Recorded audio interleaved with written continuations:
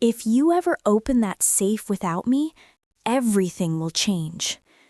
These were the first words echoing inside my mind the morning my husband, Richard, died.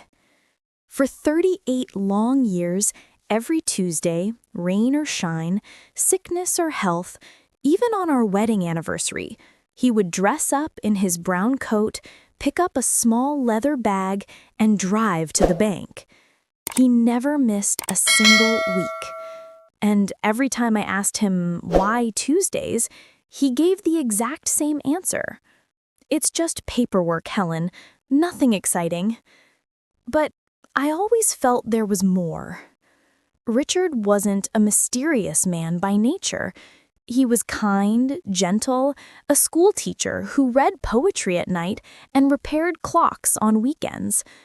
But those Tuesdays, they were different. He guarded those bank trips like sacred rituals. For years, I convinced myself it was just savings or investments, something boring, something ordinary. But the morning he died, lying still in that cold hospital bed, the doctor placing the wedding band in my palm, I realized I would never hear him say Tuesday again. When I returned home, my eyes fell on the small iron safe he always kept locked inside his study, a safe only he had access to. And for the first time in 38 years, the key was in my hands. My heart raced, my hands shook. A part of me didn't want to open it. But grief has a strange way of pushing you. And so, with trembling fingers, I unlocked the safe. What I found inside changed everything I ever believed about my husband. Inside the safe, I didn't find money, or bank documents, or anything remotely connected to finances. Instead, stacked neatly inside were hundreds of envelopes, all addressed to the same name, Lily. I froze. Who was Lily? I picked up the first envelope. The paper was old, the ink faded, the handwriting unmistakably Richard's. I read, "My dearest Lily, I hope today was kind to you. I'm sorry I can't be there yet, but Tuesdays are getting closer." My heart hammered against my chest. Was this another woman? Had Richard been writing love letters to someone else for 38 years? I grabbed another letter. "Lily, I brought your favorite flowers today. They opened beautifully, just like the day I first met you. I wish you were here to see them bloom." My stomach twisted. All these years, had I been living beside a stranger? I kept reading, each letter more emotional than the last, some joyful, some full of sorrow, some apologizing repeatedly. Forgive me for not keeping my promise. Forgive me for being too late. Forgive me for missing your birthday again. But then one letter stopped me cold. It's been 38 years today. I still remember the day you slipped away in my arms. I still hear your voice. I still love you. Every Tuesday, forever. I dropped the letter. A wave of confusion washed over me. Slip away? In his arms? Did Richard lose someone before he met me? He had told me he'd never been married before. He had told me I was his first and only love. But these letters, these words, they felt too intimate, too deep. I kept searching through the safe, hoping to find a clue, a picture, anything. And then I found it. A photograph. A girl, no older than 7, with curly hair, dimples, and the same gentle smile Richard used to have. On the back, in Richard's handwriting, "My Lily, age 7, my sunshine forever." My fingertip traced the picture as my breath caught in my throat. She wasn't a lover. She was a child I never knew existed. My husband had a daughter, and she had died. I sat on the floor, surrounded by letters. The old photo clutched to my chest, trying to understand a man I thought I already knew. Why had he hidden her? Why had he kept 38 years of letters? And what did Tuesdays have to do with it? At the bottom of the safe, I found a small journal, worn, leather-bound, and filled to the edges with memories Richard never shared. My hands shook as I opened it. Journal entry, June 14th, 1987. Lily is sick again. The doctors say it's serious this time. I don't know how to tell her mother. Journal entry, July 2nd, 1987. She asked me why she can't run anymore. I told her she would run again soon. I lied. Journal entry, August 5th, 1987. She asked me if I would visit her every week. I said yes. She said, Tuesdays are the best days. So Tuesday it is. My eyes filled with tears. Tuesdays. He wasn't visiting a bank for finances. He was visiting his daughter's grave. Every Tuesday for 38 years. I turned another page. Journal entry, August 12th, 1987. Her last breath was on a Tuesday. She died holding my hand. I promised her I would always come back on Tuesdays. My chest ached. Richard had lived with this pain quietly, alone, and he had carried it every Tuesday without fail. Then came the entry that shattered me. Journal entry, 1990. Helen asked me today why I go every Tuesday. I wanted to tell her. I almost did. But how do you tell your new wife that part of your heart is buried under a stone with a name she's never heard? So I told her it was bank paperwork. I pressed my hand over my mouth as tears streamed down my face.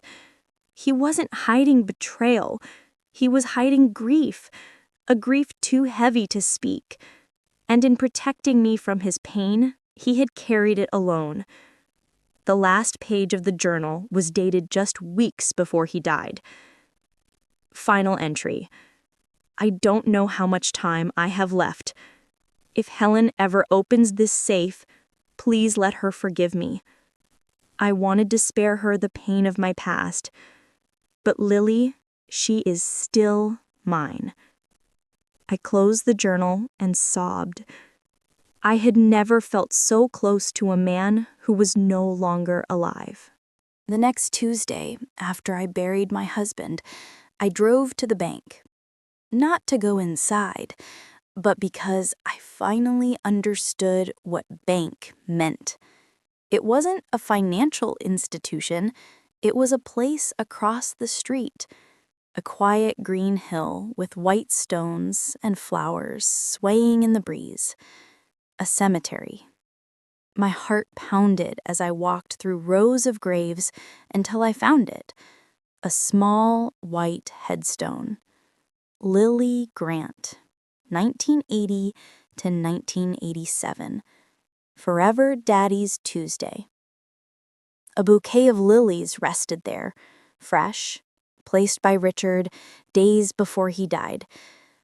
I knelt in front of the grave, my hand trembling as I placed the old photograph on the stone. I whispered, I know who you are now. For a long time, I just sat there, feeling the gentle wind and imagining Richard sitting in the exact same spot, week after week, year after year.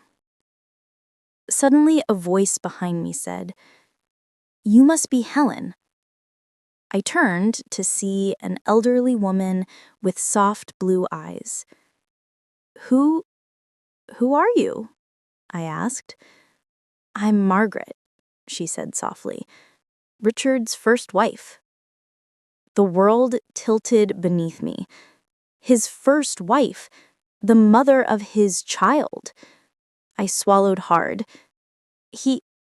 He said he was never married. She nodded sadly.